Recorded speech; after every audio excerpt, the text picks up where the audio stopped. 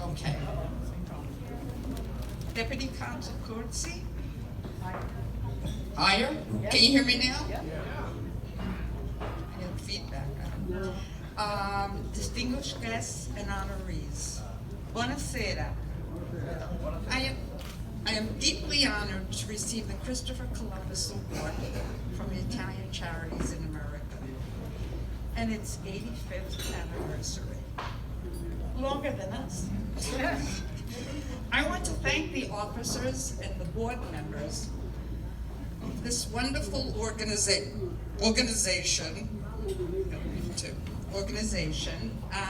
and especially the president, Dominic Giampino, and his fantastic daughter, Maria Elena. Yes, brava, brava. He really deserves an applaud. For promoting Italian language and culture, and for celebrating its 85th anniversary, 85 years.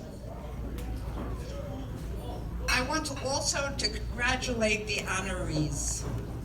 I can't believe that I'm up here with these accomplished people.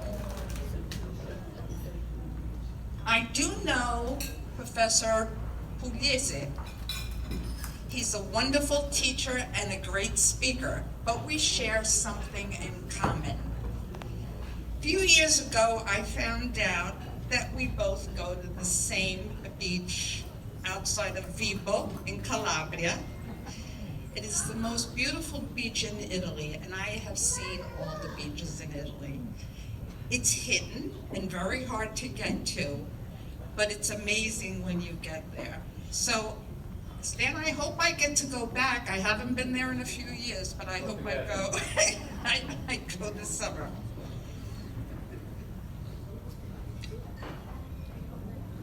It's amazing that I'm being, that you're honoring me for my love for Italian language and culture.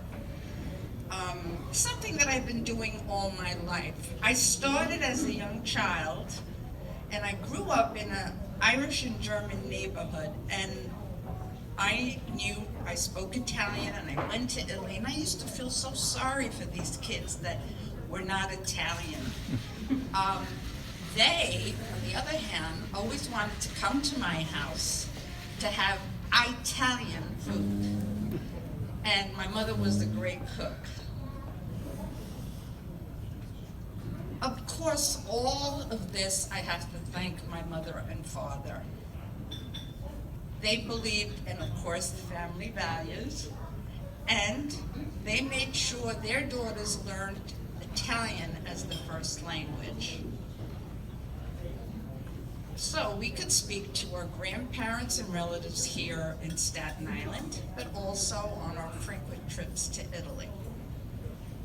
Since I was lucky enough to go to Italy almost every summer. They also made us take trips during our vacations to visit other cities in Italy to learn about the culture and the history of Italy.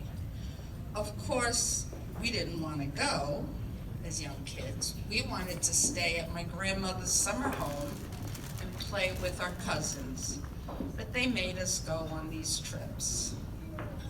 But as I got older, I realized the gift they gave us to learn firsthand about Italian culture.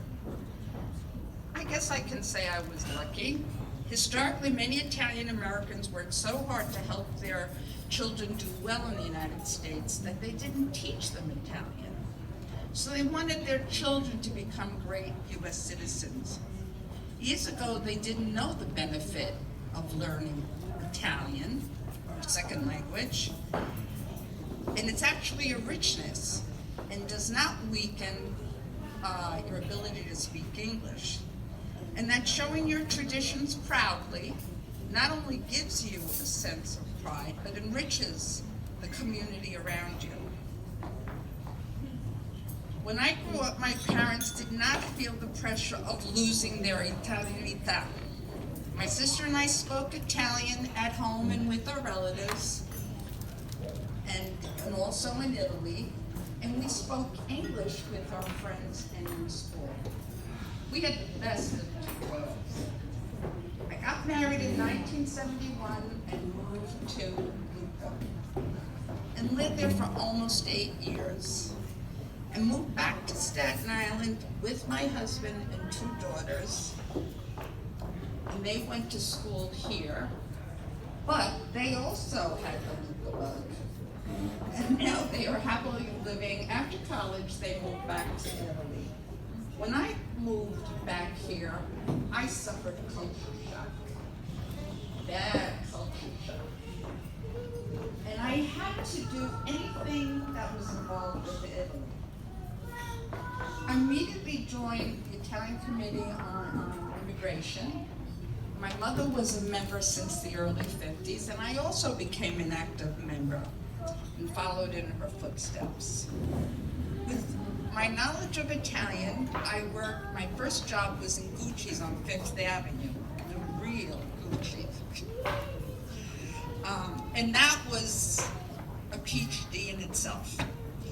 With my knowledge of Italian, I found an agency on Staten Island that worked with Italy. So I came back to Staten Island until I got a job at the College of Staten Island in the admissions office.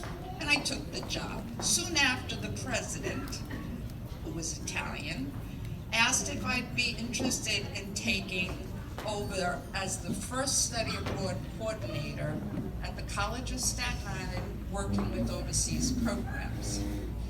And the major programs were in Florence, Rome, and Venice. So I didn't hesitate. I said yes, even if I didn't know what the heck I was doing.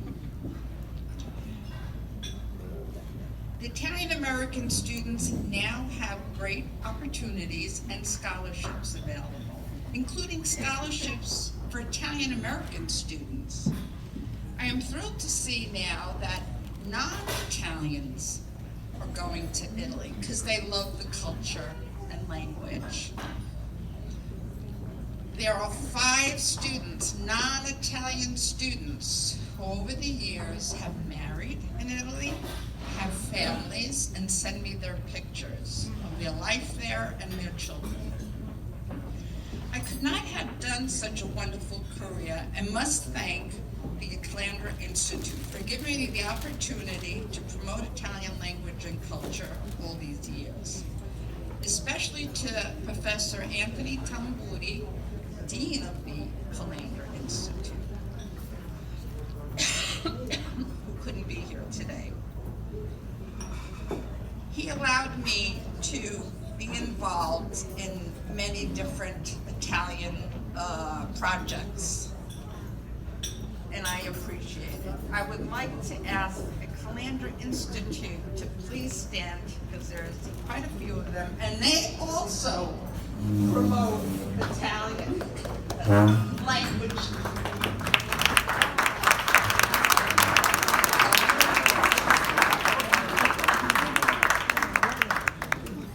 And then there's the Italian Heritage and Culture Committee.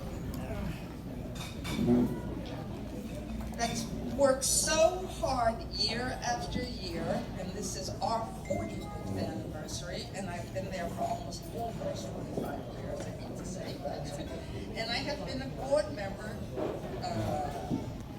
I started in the 80s, the very early 80s. Some of the members are here today, and I would ask all of you to stand, and they volunteer their work.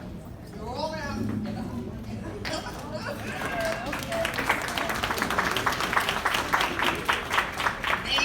Every month we meet and we plan events, theme for the year, and produce a magazine. And it's all voluntary, and it's been going on for 5 years. I feel that they are my extended family, both the Cavaliere Institute and the Italian Heritage and Culture. And oh yes, Josephine. Have to mention Josephine organization, because they're also here. That's right. Association of Italian American Educators. That's right, baby.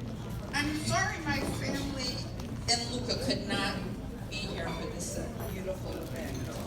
Finally, my job has not been a job, but a passion and vocation my parents gave me and passed on to my grandchildren and my daughters. Now they are happily living in Italy, and I hope to see them very soon because I haven't been there since the pandemic. Thank you very much.